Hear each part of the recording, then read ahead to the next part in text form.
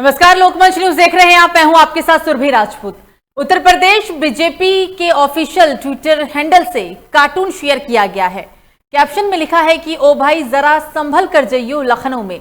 इस कार्टून में राकेश टिकैत, जिसके कंधे पर किसान आंदोलन का भार है, उनसे बाहुबली लिखा एक शख्स कहता है कि सुना लखनऊ जा रहे हो तुम, कि में पंगा ना लिए भाई, योगी बैठा है बक्कल तार दिए, और पोस्टर भी लगवा दिया करे। आपको बता दें कि राकेश टिकैत ने कहा है कि लखनऊ की सीमाओं को सील करेंगे। बताते चले कि बीकेयू नेता राकेश टिकैत ने लखनऊ को भी दिल्ली बनाने की चेतावनी दी थी। उन्होंने कहा था कि अगर बात नहीं बनी तो दिल्ली की तरह ही देश के किसान लखनऊ की सीमाओं को भी सील कर देंगे। उन्होंने ये भी कहा था कि दिल्ली की सीमा पर चल रहे किसानों के आंदोलन के 8 महीने पूरे हो गए हैं, लेकिन ना तो किसान विरोधी कानून को रद्द किया गया और ना ही एमएसपी के कानूनी गारंटी को लागू ही किया गया।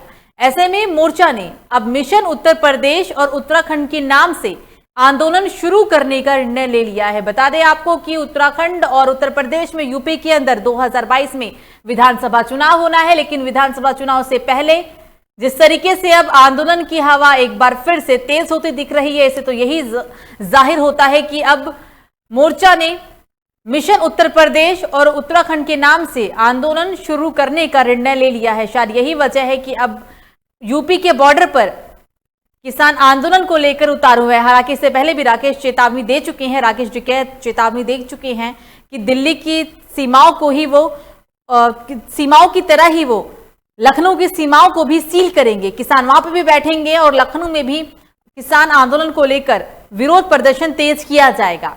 इस बीच 8 महीने से किसानों का आंदोलन तेज गति से चलता जा रहा है। पिछले 8 महीने के दौरान 11 से 12 दौर की बातचीत भी हुई।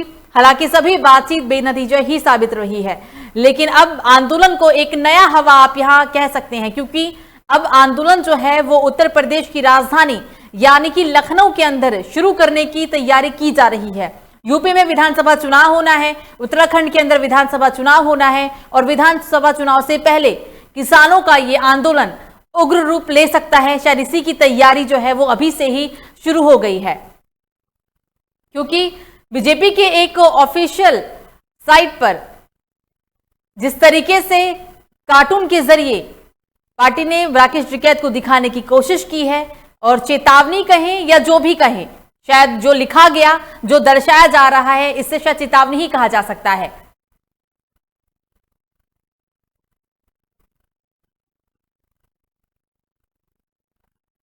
और इसी पर आज हम चर्चा करने वाले हैं। हमारे साथ हमारे मेहमान जुड़ गए हैं, उनसे आपका परिचय करा देते हैं। हमारे साथ नंदकिशोर वाल्मीकि नेता सपा जुड़ गए हैं, जहांगीर अलवी नेता पीस पार्टी, और आमिर जैदी नेता भाजपा। चर्चा की शुरुआत करेंगे। आमिर जी, सबसे पहले आपके पास आएंगे।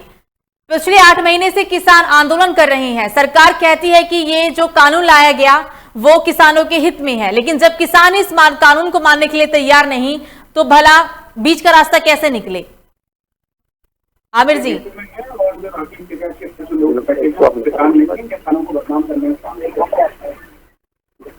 हो गया आवाज।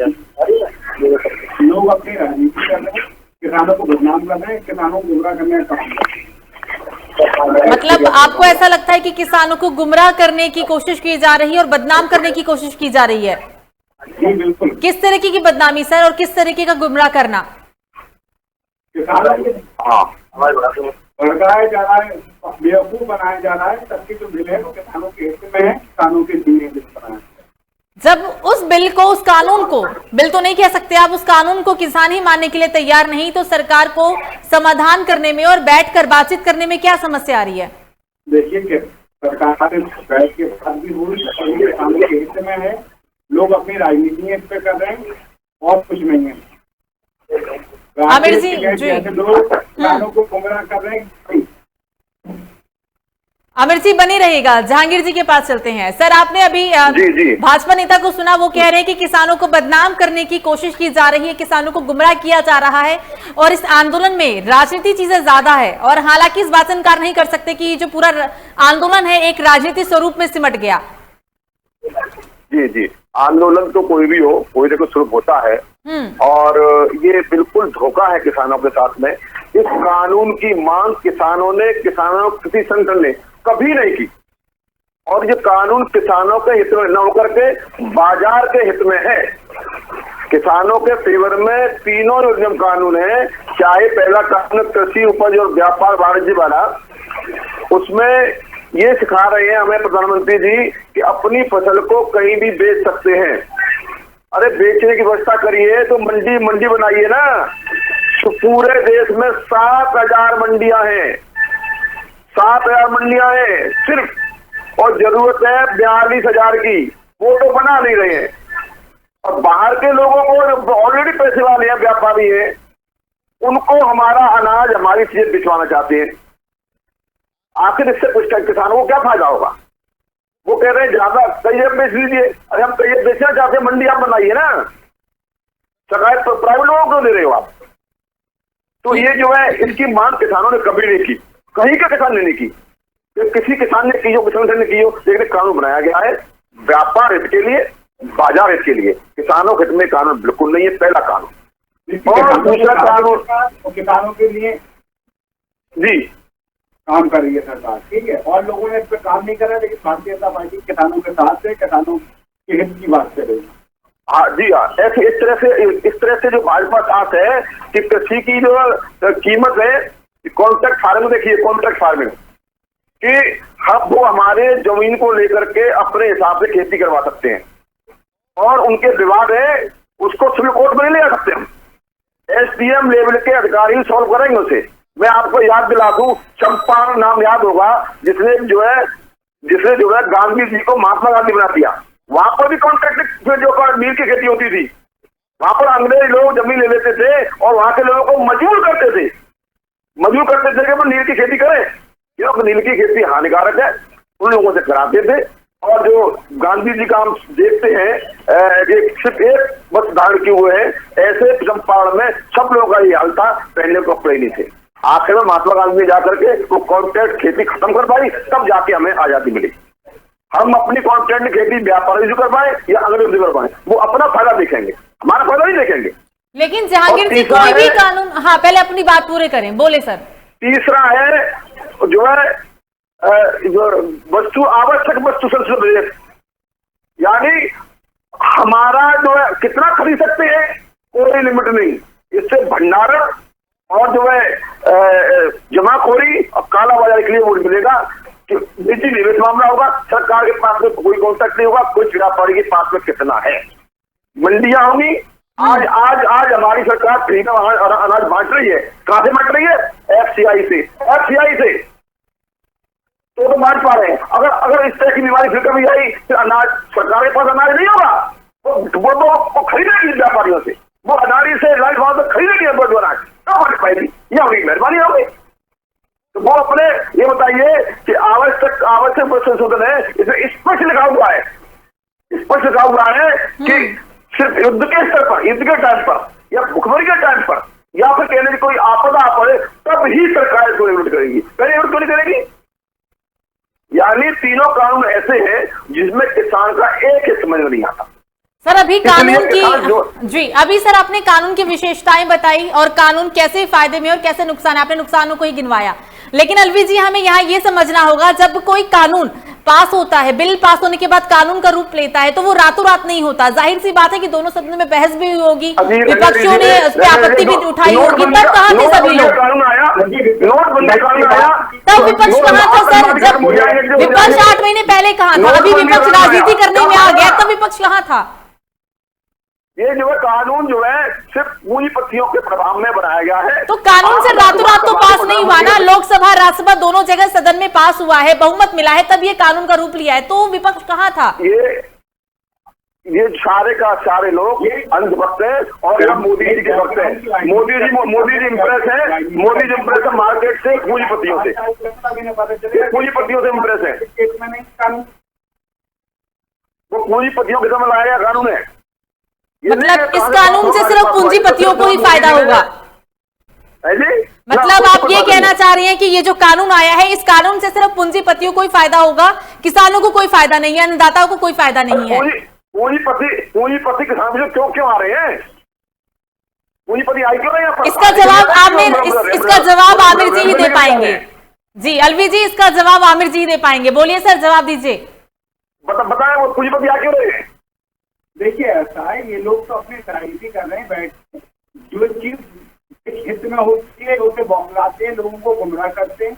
अन्यथा लोगों के पास कोई काम नहीं है, विपक्ष बिल्कुल बेवकूफ हो गया है, लोगों को यूज कर रहा है, लोगों को भड़का रहा है। इन्हें एक गरीब घर का बेटा जिसे प्रधानमंत्री से देखा नहीं जाता। ये पहले 70 साल की जो नाकामियां है, जो भ्रष्टाचार है, उस पर भारतीय जनता पार्टी काम कर रही है। ये तो खत्म नहीं हो रहा, ये इशारे पे काम कर रहे हैं, सरकार को बदनाम कर, देश को बदनाम करने का काम कर रहे हैं। आमिर जी, अभी आपने बोला कि राजनीति हो रही है, विपक्ष तरफ भड़का रहा है, लेकिन किसानों को तो अपना फायदा दिखना चाहिए ना सर। किसानों को कौन भड़काएगा? चलिए मान लिया भड़का भी दिया, लेकिन कानून से क्या फायदा है, क्या नुकसान है, वो तो किसानों को समझ आ रहा है। ये किसान हित में है बिल, और कैसे? वही तो पूछ रहे हैं, अगर हित में है तो फिर किसान 8 महीने से दिल्ली की सड़कों पर क्यों बैठे हुए हैं? हित में है ना सर। हर किसान मानी पे है, एक किसान है, लोगों को बेवकूफ बनाया जा रहा है, किसान को बदनाम करने का काम यही लोग खुद कर रहे हैं, लगे सरकार कर रही है। मतलब आप ये कहना चाह रहे हैं कि जो बैठे हुए हैं किसान दिल्ली सीमा बॉर्डर पर, जो या फिर जो किसान आंदोलन कर रहे हैं वो किसान नहीं है, आप ये कहना चाह रहे हैं ना? लोग राजनीतियां कर रहे हैं, लोग वहां जा जाके, अन्यथा और लोकल पार्टियां जा जाके अपना प्रचार कर रही हैं, वोट बैंक बनाना चाहती हैं। देश की जनता ने इन्हें साथ दिया है, तो ये किसी लड़ाई के लिए तो लोगों को गुमराह करके मिसगाइड करते हैं लोगों को। सर, प्रचार प्रसार से कहाँ मना कर रहे हैं? प्रचार प्रसार एक जगह है और किसानों को अपना हित पता है। राजनीति कोई कितना भी करे, लेकिन किसानों को तो पता है ना उनका हित कहाँ छुपा हुआ है। देखिए, बोलने वाले किसानों के सम्मान में है, हम लोग किसानों के साथ हैं, लेकिन कुछ राजनीतिक पार्टियां माहौल खराब करने का काम करती हैं। तो इस बात को आप 8 महीने से नहीं समझा पाए? 8 महीने हो चुके हैं सर, तकरीबन 8 से 9 महीना आप नहीं समझा पाए, पार्टी नहीं समझा पाई इस बात को। कुछ लोगों की समझ में नहीं आती अच्छी चीज, मैं आपको बताऊं। कुछ लोग होते हैं जो माहौल बिगाड़ने का काम करते हैं, लेकिन हमारी लड़ाई खाली चार से है, जिसके परिणाम केंद्र में हमारी सरकार है, उत्तर प्रदेश में हमारी सरकार है। सर, जब से नवंबर में कानून को लेकर किसान प्रदर्शन पे बैठे हुए थे, आंदोलन कर रहे थे, तो उस वक्त बीजेपी के द्वारा कहा गया था कि हम 200 कैंप लगाएंगे, 2000 कैंप लगाएंगे, 3000 कैंप लगाएंगे, हम किसानों को समझाएंगे। उसके बाद कहाँ गए सारे कैंप? तब नहीं लगा कि किसानों को समझाने की जरूरत है? कब तक सर? देखिए, कोविड था, इन लोगों ने तो आपदा में कोविड में सर चुनाव तो हुआ, बंगाल चुनाव हुआ ना, पंचायत चुनाव हुआ, ब्लॉक प्रमुख चुनाव हुआ, जिला पंचायत अध्यक्ष चुनाव हुआ। ये केस क्यों बना? इससे केस नहीं थे जिस हिसाब से उत्तर प्रदेश आदरणीय योगी जी ने कवर करा, शायद ही कोई नहीं कर पाता। दिल्ली के भी आपने हालात देखे होंगे, हर जगह के देखे होंगे, लेकिन जो उत्तर प्रदेश में आदरणीय योगी जी के नेतृत्व में कार्य हुए हैं वो सराहनीय है। अलवी जी कुछ कहना चाह रहे थे, बोलिए सर, बोलिए, आप बोलिए। तो हाँ, देखिए, मैं ये कहना चाह रहा हूँ, भाजपा नेता है हमारे, वो जरा इस बात को समझें कि हमारा अनाज, हमारी उपज सरकार क्यों नहीं खरीदना चाहती। आप जो है पूंजीपतियों से उस माल को क्यों खरीदना चाहते हो? और अगर मिनिमल समर्थन मूल्य की बात करते हो, तो अगर हमें कोई ठग ले और हमें कोई पूंजीपति ठग ले, तो उसकी कोई कानून नहीं है, तो उस पर क्या कार्रवाई होगी? कोई कानून नहीं है। ठग ले तो ठग ले। अच्छा, हमारी शिकायत है कॉन्ट्रैक्ट फार्मिंग की, कॉन्ट्रैक्ट फार्मिंग होगी, शिकायतें पैदा होंगी। कॉन्ट्रैक्ट फार्म होगी तो उसको हमें जो है सिविल कोर्ट में जाने की इजाजत क्यों नहीं है? मैं आपको बताऊं, जो ठगा है वो देश को कांग्रेस ने कर रहा है। देश के हालात आज जो मोदी की अरे हुकूमत में तो आप है, कांग्रेस क्या कर रही है? कांग्रेस क्या जवाब देगी? जवाब देना नहीं है भाई। आप हुकूमत में आप हैं, आप जवाब दीजिए। कांग्रेस का देंगे। अरे आप सर, कांग्रेस क्या सभी विपक्षी पार्टी एक हो जाए, लेकिन गुमराह होने क्यों दे रही है?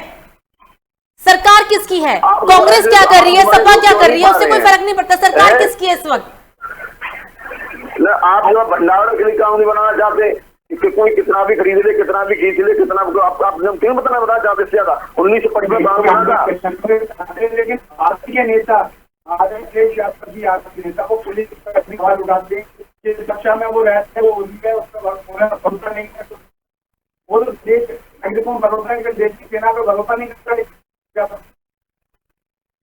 तो हमारी सेना की बात कहाँ से आगे भाई? सवाल उठाते हैं। आप देश हित की बात कर पड़ता के नेता। जैद साहब अभी अलवी जी ने उस कानून की खामियां गिनवाई, अगर लेकिन आप कहते हैं कि ये तीनों कानून किसानों के समर्थन में है, तो आप खूबियां गिनवा दीजिए। ये खामियां गिनवा चुके हैं, लेकिन आपके हिसाब से, बीजेपी के हिसाब से, ये जो कानून है वो किसानों के समर्थन में आया है, तो खूबियां गिनवाइए कि इस कानून से कैसे फायदा होगा। ये किसानों को फायदा होगा। ये बीच के जितने भी दलाल लोग खेत मंडियां छोटी छोटी खत्म करने का काम भाजपा ने किया है। ये लोगों की दुकानें प्राइवेट बंद हो रही हैं, तो इसलिए लोग परेशान हो रहे हैं, अन्यथा किसान को 1% का भी कोई नुकसान नहीं है। हम परेशान इस बात को हो रहे हैं, नेताजी बहुत परेशान हो रहे हैं, जब कॉन्ट्रैक्ट खेती होगी और हम पर जो है व्यापारी या पूंजीपति हमसे काम करवाएगा तो उसकी मशीनें काम करेंगी। हम ये चाहें कि गांव के मजदूर से काम करा ले, वो उसका घाटे का सौदा लगेगा, वो ज्यादा से ज्यादा काम मशीनों में करवाएगा और अपने फेवर की खेती करवाएगा। उसमें हमारा हेल्थ, पब्लिक की आय, मजदूरों की जो वो सब कुछ चली जाएगी। ये कॉन्ट्रैक्ट खेती में हुआ या नहीं होगा, वो हमारा फायदा नहीं सोचेंगे, वो सोचेंगे कि उनको नेक्स्ट बेनिफिट कितना हो रहा है। और खेती में उनके कदम रखने का पर्पज ही है वो ज्यादा से ज्यादा पैसा कमा पाए, कैसे भी हो। तो प्लीज इसमें व्यापारियों को शामिल मत करिए। पहले ही हम जमींदारों से पैसा ले चुके हैं, पहले ही कहने चाहिए कि जो है सूदखोरों से और पैसा ले चुके हैं। अब भी किसान आत्महत्या कर रहा है। और सुनिए, जो कॉन्ट्रैक्ट खेती की आप बात कर रहे हैं, बिहार में ये लागू है, बिहार में ये लागू है। कोई तरक्की नहीं है किसानों। 2006 से ही लागू है सर। बिहार का किसान कितना पिछड़ा हुआ है, उत्तर प्रदेश, पंजाब, हरियाणा से ज्यादा पिछड़ा हुआ है, और ये 2006 से ही लागू है बिहार में। जी हाँ, 2006 से बिहार में लागू है। कितना सुधार हुआ है। वहां के मजदूर लोग भाग भाग के दिल्ली आते हैं, यूपी आते हैं, तो कोरोना हो जाता है, भाग भाग के जो बेचारे मरते हैं। जितना बिहारी भागा हुआ है अपने बिहार से, बिहारी से हम बहुत प्यार करते हैं, बिहारी बहुत प्रेम करते हैं। वो महीने में, साल 6 महीने में दिनों कोई घर जाएंगे, लेकिन कमाने का इंतजाम नहीं है वहां पर। खैर, तो इसी वजह से हमारे यहाँ मजदूर नहीं है, क्योंकि हम अपने आप खेती करते हैं, अपने आप ट्रैक्टर चलाते हैं। और उनके यहाँ कहने चाहिए कि प्रॉब्लम सब बातों की देख लीजिए आप, कोई फायदा नहीं रहा है इनसे कॉन्ट्रैक्ट खेती से। और हम किसान इसमें इंटरेस्टेड नहीं है, तो आप लोग क्यों इंटरेस्टेड देखते जाता भाई। आप लोग व्यापारी लोग हो, व्यापारियों सरकार है। मोदी जी ने कहा भी था कि मैं एक सफल व्यापारी हूँ, अंग्रेजी व्यापारी थे। क्यों तरक्की नहीं हुई कहना चाहिए हमारे देश की। जब तक व्यापारी से मुक्ति नहीं मिलेगी, किसान अपनी जैसे काम नहीं करेगा, तब तक कहना चाहिए भारत का आम जनता। जैद साहब जवाब दीजिए सर। आप एक एहतियात उठा के देखिएगा, जो पिछला पहले का किसान था और अब के किसान में देखिए कितना फर्क आ चुका है, कितना बदलाव आ चुका है। लोग इससे परेशान है कि किसान आगे क्यों बढ़ रहा है, क्यों तरक्की कर रहा है, क्यों इनकी पार्टी सहयोग कर रही है। लोगों की राजनीति खत्म होने जा रही है, इसलिए लोग परेशान हैं। अपनी दुकानें घर बैठ के बस चलाना चाहते हैं। जनता के बीच आप आगे सर्वे करा लिए, आप पता करिए किससे परेशान है लोग, किससे नहीं परेशान है, कितना समर्थन करते हैं, कितना विरोध करते हैं, ये आपको खुद पता चल जाएगा। किसानों की तरक्की है वो आपके नए कानून से नहीं है, दुकान आया भी नहीं है, भी लागू कर दिया, किसने फॉलो नहीं किया इसको। किसानों की तरक्की है कि हमने उनको ट्रैक्टर पर सब्सिडी दी। किसानों की तरक्की है कि हमने लोग खाद में सब्सिडी दी। हमने किसानों की तरक्की इसलिए है क्योंकि हमने उनको जो है वितरण सही तरह से बीज उपलब्ध कराए, इसलिए किसानों की तरक्की है। पैदावार बढ़ी, इसलिए किसानों की तरक्की है। अगर प्रॉपर तरीके से आपकी उत्तर प्रदेश सरकार हमारे गन्ना को खरीद रही होती, प्रॉपर पेमेंट कर रही होती, तो फिर हम और भी तरक्की कर रहे होते। अभी ये कानून तो क्यों कानून लागू कहाँ हुए, कब कौन चल रहा है इन पे, और आप कह तरक्की हो गई। तरक्की जो हुई है, जो सहयोग दिया है, सपोर्ट दिया है, और अमेरिका भी यही करता है। अमेरिका भी, हालांकि मैं अमेरिका की ज्यादा तारीफ नहीं करना चाह रहा, लेकिन अमेरिका अपने किसानों को सब्सिडी देता है कपास की खेती पर। वहां पर करता हूँ ना कि आवाज पास कंट्रियों की मैं बात करता हूँ, मैं राष्ट्रीय की बात करता हूँ, लेकिन आपके नेता देखिए एक तो राष्ट्र की बात नहीं करता, राजद्रोहियों का सहयोग करते हैं, सम्मान करते हैं वो लोग। राष्ट्र की कभी वो बात ही नहीं करेंगे, राष्ट्र की बात करेंगे आप तो वैसे बदल रहे हैं। किसानों की बात हो रही है, राष्ट्रद्रोह की, आतंकवादी की बात नहीं हो रही है ना, बल्कि जो सर इसमें अब राजद्रोह और आतंकवादी की बात कहाँ से आ गई। किसानों को आपने खालिस्तान बता दिया, किसानों को आपने खालिस्तान बता दिया। बड़ी बात करना चाहते हैं आप, उसके जिंदाबाद के नारे लगाते कौन जिंदा बनाया जाता है। नकली लोग होते हैं, ज्यादातर कहने की भाजपा के लोग होते हैं। ज्यादातर लोग अभी आराम पकड़े गए भाजपा के लोग लगा रहे थे बहुत से सपा के कार्यक्रम में आगरा में पकड़े गए तो मालूम पड़ा कि तो वही कोई ताल्लुक नहीं है इससे, तो माहौल खराब करने वाली बात है। हम लोग प्रेम से राजनीति करने वाले आदमी हैं, हम घृणा के आधार पर राजनीति नहीं करते। लेकिन सर अन्नदाताओं के साथ राजनीति कैसी, अलवी साहब? अन्नदाताओं के साथ यहाँ राजनीति तो नहीं हो सकती ना। पिछले 8 महीने से राजनीति दिख रही है। राजनीति करना पाप नहीं है। राजनीति का मतलब है कि जो अन्याय करना राजा है उसे कहां लेके जाए, हमने बताया जाए कि ये आदमी कर रहा है। राजनीति का पाप है क्या? मतलब अन्नदाताओं के साथ जो राजनीति हो रही है, विपक्ष कहता है सरकार कर रही है, सरकार कह रही है विपक्ष कर रहा है, तो ये आपके लिए सही है? अन्नदाताओं के साथ राजनीति नहीं है। पिछले 8 महीने से क्या हो रहा है सर? पिछले 8 महीने से फंडिंग की बात सामने आ रही है, राजनीति किया जा रहा है, सभी दल समर्थन कर रहे हैं। इसे राजनीति नहीं कहेंगे तो और क्या कहेंगे? देखिए, जो बात कर रहा है किसानों के हित की बात कर रहा है, आप राजनीति कर लीजिए या उनके हित की बात कर लीजिए। और जो मैं बताऊं इतना हिटरसाइपन दिखाना, 8 महीनों से वो वहां पर बैठे हुए हैं। आप में से कहना चाहिए कि जो है कोई सुनने वाला नहीं है, समझाने वाला नहीं है, कोरोना का माहौल है, फिर भी कहने चाहिए ये नहीं कह सकते चलो भाई कुछ नौकरी पोस्टपोन कर देते हैं किसानों को। लोगों को गुमराह किया, लोगों को भड़काया, कितनी से कैजुअलिटियां हुई आपका में भी तलाशने काम इन लोगों ने कि किसानों को बदनाम करना चाहिए। तो किसानों की बड़ी रैलियां आपने की है, तो जांच करवा लेते सर, जांच करा लेते ना कि कौन किसान है कौन किसान नहीं है, जांच करा लेते उसके बाद बोलते। आप जांच कराइए, आप जांच कराते फिर बोलते, या आप ऐसे बोलेंगे कि वहां पर जो बैठा है वो खालिस्तानी है, वो विरोधी है, वो आतंकवादी है? कैसी बात करते हैं सर? नकली लोग आते हैं, नकली लोग आ रहे हैं, बदनाम कर रहे हैं। बदनाम हो जाए, किसानों का धरना बदनाम हो जाए, किसानों का धरना पर बदनाम हो जाए, इसलिए आतंकवादी कहा जाता है, इसलिए खालिस्तानी कहा जाता है। अब तो 6-8 महीने में कोई पकड़ा आपने खालिस्तानी वहां पर? ये सब फिजूल की बातें हैं। सच बात यह है कि मुद्दे को भटकाने की कोशिश की जाए। किसानों की जो समस्या है उनको गौर से सुनो कि भाई तीनों कानूनों में ये समस्या है, आप समझाइए उन्हें, लेकिन टिकैत साहब चाह रहे हैं तब उनकी सुने और वो किसी की ना सुने, वो अपनी राजनीति करना चाहते हैं। 11 से 12 जैदी साहब 11 से 12 दौर की बातचीत हुई, कुछ नतीजा नहीं निकला, लेकिन अब जो हम देख रहे हैं कि किसान बात करने के लिए तैयार है, लेकिन सरकार की तरफ से पहल नहीं हो रही बात करने के लिए। समाधान कैसे निकलेगा?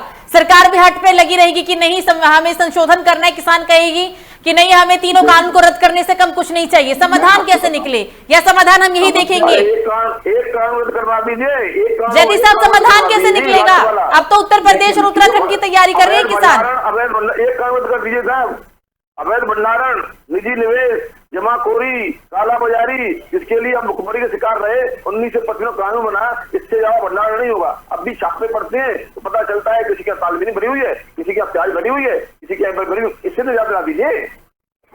एक काम खत्म कर दीजिए साहब। आप कभी समझाने का सर्वे करिए, जिसका भ्रष्टाचार पहले था वो अब नहीं है, जिसका बेरोजगार पहले था वो अब नहीं है। लेकिन मसला क्या है कि लोग की राजनीति बंद हो गई है, लोग बौखला गए हैं, लोग कह रहे हैं कि राजनीति कहाँ से शुरुआत करें, तो वो ऐसे झुंड में बना के बैठे आते हैं, लोगों को बदनाम। राजनीति कभी बंद नहीं होगी, तो राजनीति कभी बंद नहीं होगी, वो तो होती रहेगी। बिल्कुल, वो तो राजनीति होती रहेगी। सर समय खत्म हो चुका है, इसलिए मुझे ना चाहते हुए भी इस चर्चा को यही समाप्त करना हो रहा है। हमारे साथ नंद किशोर वाल्मीकि जुड़े थे, नेता सपा, जहांगीर अलवी नेता पीस पार्टी के, और आमिर जैदी नेता भाजपा। तो आपको बता दें कि दिल्ली की सीमाओं पर किसान को आंदोलन करते हुए तकरीबन 8 महीने पूरे हो चुके हैं, और अब किसानी की जो तैयारी है वो उत्तराखंड और उत्तर प्रदेश कूच करने की है। शायद यही वजह है कि कल जंतर मंतर पर किसान संसद का आयोजन किया गया था, और अब किसान उत्तराखंड और उत्तर प्रदेश की राजधानी लखनऊ की कूच करने की तैयारी में है। देखना दिलचस्प होगा, या फिर देखने वाली बात यह होगी कि आखिरकार कब बीच का समाधान निकल कर आता है, क्योंकि सरकार कहती है कि हम संशोधन करेंगे और किसान कहते हैं कि हमें तीनों काले कानून को रद्द ही चाहिए, इससे कम में बात नहीं बनने वाली। तो कब तक बीच में समाधान निकल कर आएगा, और कब तक जो दिल्ली के सीमा बॉर्डर पर किसान आंदोलन कर रहे हैं उसे खत्म किया जाएगा? फिलहाल अभी के लिए मुझे दीजिए इजाजत। लोकमत न्यूज पर खबरों का सिलसिला जारी रहेगा। नमस्कार।